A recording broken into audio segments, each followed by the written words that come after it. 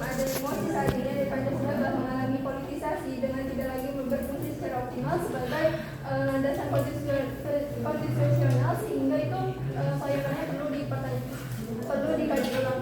Nah, menurut Bapak kan ideologi politik itu tentu secara koheren dan juga jelas tertradisi dan benar-benar berdasarkan perilaku politik untuk memandu suatu tindakan dalam berpolitik. Nah, namun faktanya bahwa nilai-nilai Pancasila saat ini itu sudah banyak sekali mulai luntur karena segala yang seharusnya Pancasila itu dijadikan suatu landasan untuk di bidang hukum, tapi justru saat ini Pancasila itu hukum itu terkadang bertolak belakang dengan norma Pancasila, dan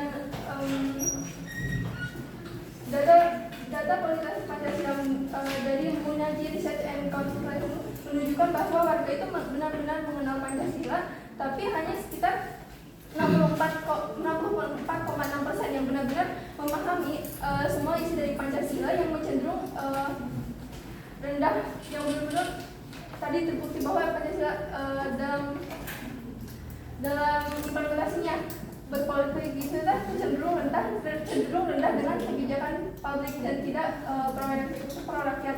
Contohnya kebijakan yang dibuat oleh Presiden Prabowo dalam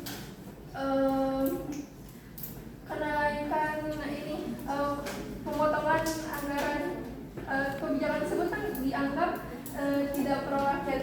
Nah, seharusnya kebijakan yang dibuat oleh pemerintah itu berpihak pada rakyat dan juga berkaca dari si ideologinya dari Pancasila. Nah, pemangkasan anggaran tersebut dianggap tidak tercermin karena tidak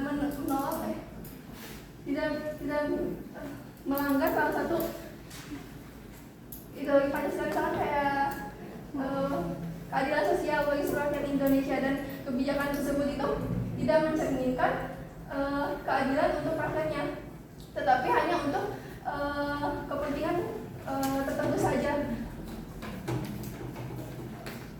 Dan BPI juga mengatakan bahwa penguatan ideologi Pancasila itu diperlukan karena agar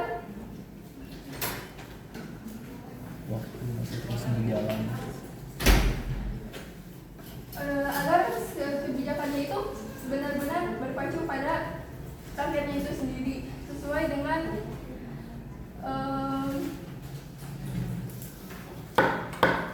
waktu habis. Nah, selanjutnya untuk kontra 3 bisa dimulai statementnya. Saya ada dengan 3 menit terakhir saya satu sebagai presenter dari tim kontra 3. Saya di sini akan berbalik mengkritik tentang kontra yang dimana ideologi Pancasila itu sebagai dasar negara itu harus dikaji ulang karena tidak layak. Nah, yang di sini tuh yang dimana saya berlandasan pada ditulis dalam TAP MPR nomor 17 tahun 1968, yang dimana Pancasila itu sebagai dasar negara dan tidak tetap sebagai dasar negara, tidak boleh diganti atau dikaji ulang. Nah, jadi kenapa Pancasila harus dikaji ulang kata tim Mosi Pro itu? Sebenarnya permasalahannya itu bukan pengajian ulang, di mana akar permasalahannya itu terjadi pada aktor-aktor politik tersebut, yang dimana mengapa terjadinya ideologi Pancasila ini, karena aktor-aktor tersebut yang membuat ideologi tersebut. Jadi yang harus diperbaiki dari aktor-aktornya terlebih dahulu, yang dimana kalau diimplementasikan pada rejim Prabowo Gibran saat ini, yang dimana rejim Prabowo Gibran ini tuh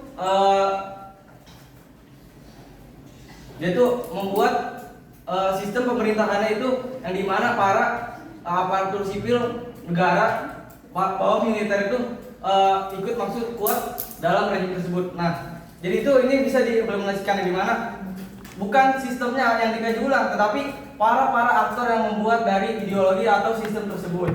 Nah, jadi tidak harus saya tekankan sekali lagi bahwa pengkajian ulang Pancasila sebagai dasar negara itu tidak harus dilakukan, akan tetapi para aktor-aktor tersebut yang harus diganti gitu.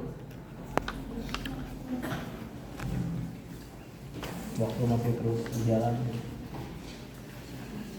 Nah, jadi sekali lagi Pancasila itu tidak harus dikaji ulang gitu. Jadi para aktor-aktoran itu yang bermasalah. Jadi tidak harus dari reformasi itu perubahan sistemnya, tidak harus revolusi dari perubahan atau pergantian ideologi tersebut, tapi para aktor-aktor di belakang dari pengisian ideologi Pancasila tersebut. Nah, jadi saya ulangi bahwa dalam TAP MPR nomor 17 1196 itu tuh sudah jelas bahwa Pancasila itu sebagai dasar negara dan tidak boleh diganti atau dikaji ulang gitu.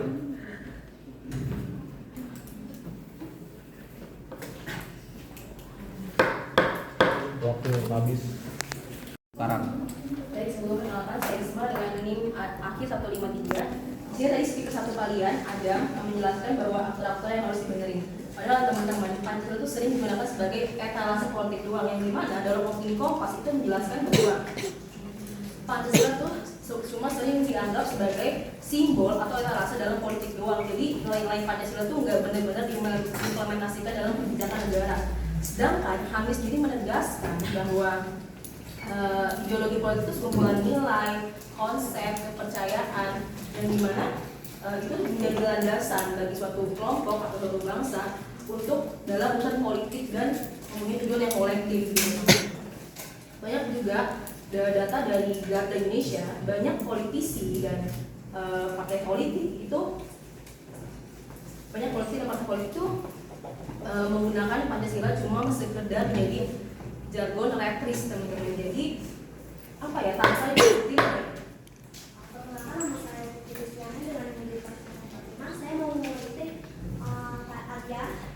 Tadi tuh Arya bilang kalau misalnya Pancasila itu udah luntur dan hukumnya itu sudah jauh dari Pancasila dan sebenarnya kebijakan pemerintah tidak sesuai dengan masyarakat. Nah, menurut aku itu tuh yang harus dibenerinnya itu di sistemnya, karena sistemnya itu udah salah sama aktor-aktornya. Menurut sebab juga sistem politik itu harus dilaksanakan dengan sehat agar hasilnya juga bisa memuaskan dan sesuai. Akhirnya juga bilang bahwa Pancasila itu kan cuma sebagai simbol doang. Sebagainya bukan sebagai simbol doang, Pancasila itu sebenarnya emang benar-benar dasar negara dan tergantung implementasi kita. Jadi Pancasila itu sebenarnya tidak dapat digantikan. Menurut hukum juga Pancasila itu udah nggak bisa digantikan karena itu sebagai dasar negara yang membuat kita bisa membuat kehidupan yang lebih baik untuk anak negara. Oke, tadi kan si Ayu bilang, saya sama Musdalifah dan menikmati 140 dan di sini saya mengikuti Ayu. Nah, Ayu tuh bilang kalau misalkan Pancasila itu di sistemnya gitu kan, sistem untuk itu berarti nggak sepanjang dengan pendapat Heot dong. Hamid, dimana Hamid itu menegaskan kalau misalkan ideologi itu sebagai pembentukan sistem pemerintahan gitu kan, berarti nggak sesuai. Nah, terus juga Pancasila ideologi itu sering terjadi adanya peperangan menurut jurnal